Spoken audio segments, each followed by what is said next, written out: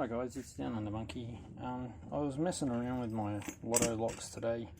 I like to do that sometimes when I'm in a bit of a slump, a picking slump that is, to hone my skills a bit. I think it's more to the point. Go through feeling spools and serrations, just making sure that I'm setting things properly and sort of get my mojo back, if that makes any sense. And I was messing around with this lock I got off Alex Who. These all came from Alex, very generous guy. But yeah, this one interested me a little bit more. I picked it a long time ago and never really thought much about it after I picked it. It's a Brady. Avis is the manufacturer. I don't really know. Brady is a safety company. It's a 7140.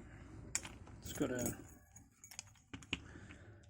pretty nice looking key, but there's actually a secret in this lock, and I'm going to show you that secret if I can pick it open, because it's funny how you pick a lock 1,000 times and then you just look at it one day and it's just different. So if anyone else knows this already, well done, but I only just figured this out today. So I'm going to grab bottom of the keyway tensioner because it fits fantastically right there in that warding. Now my neighbours have brought their screaming child into the backyard, so you might hear some crying and screaming and yelling. It's not me. It was me earlier when I couldn't pick anything. But let's get this going. So yeah, I like to hone my skills with some LOTO locks when I can. Concentrate on picking spools, feeling the different serrations and what they do and how they affect the lock. Yeah, so just got stuck into these today and found a really cool thing. And there we go. That's that one open. That's not the really cool thing. That actually took a lot less time than I thought it would, to be honest. There it is open. The cool thing about this Brady lock is it's actually guttable without destroying it. So in here is a Phillips head screw. So it's one of these locks I've picked a few times but never bothered to look down the hole, because you just assume that all masters are non-guttable. Not masters, LOTO locks. So I'm just going to turn that core back. Oh, I can't, it's key retaining. Never mind. Let's just pull that out. So out comes this little section. Okay, so plastic section. Well, and out comes this as well. That's difficult to put back in. It's not impossible, but yeah, up inside there is your hollow section where your actuator goes in, and the ball bearings. It is difficult to get these back in, so have some patience. I might do a video on putting these back together, and if it's not too long I might do that today. We will see how we go.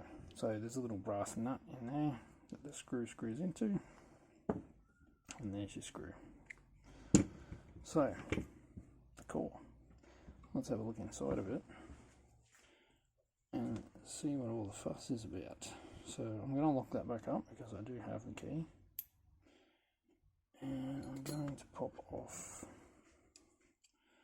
a little circlip. Let me just adjust the camera down here so we can see what we're doing. So pop off the circlip with this little tool. Nice, easy, easy. Get the small tweezers and a 4. Now, being aware that. This is half and half notch at the back. So if I turn it that way and drag it out, it's going to drop pins everywhere because my follower is not notched. So I'm going to turn it that side. Do not turn these over like a normal LOTO core. There are inspection holes or key change holes, and all the pins will drop out if you do that and turn the key. So leave it like that, and poke my follower through. I'm not shimming this one because my follower is quite tight for this particular style core. Take out the key. Let's see the core there. Come on, focus on that. It all needed to be picked. Not much on 4 and 5, but they still needed to be picked. So let's drop them out.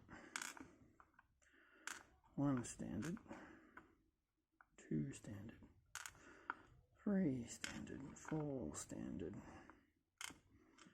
5 standard, and 6 doesn't want to come out. There we go. So they're all standard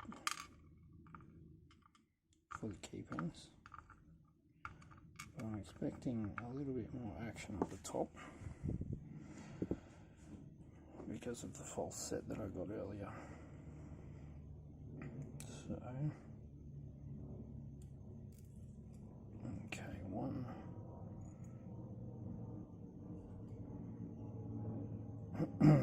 One is a standard,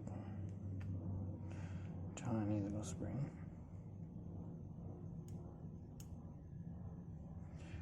2 is a spool.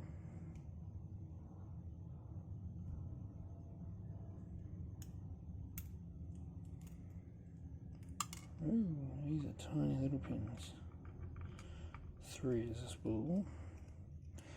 I will give you a close-up on this later. Whoa, they're tiny, really crappy to get out. Just going to pull these springs out. So the last pin I pulled out was a spool. Okay, now move on to the back ones. And we have, oh, it just dropped in one of the other chambers. A spool in 5. And one of those tiny springs.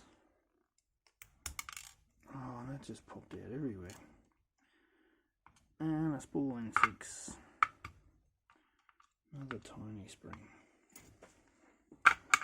So there you have it. A guttable LOTO lock. I guess you could rekey this if you really wanted to. But there's the pins. Tiny little spools. Tiny little key pins. Kind of like a master lock or an American. Well, yeah. I guess they're all pretty well based off each other in a way. There you have it. There's the secret to the Brady Abus 7140. It is guttable and an absolute nightmare to put back together. Hope you enjoyed that video. Catch you on the next one.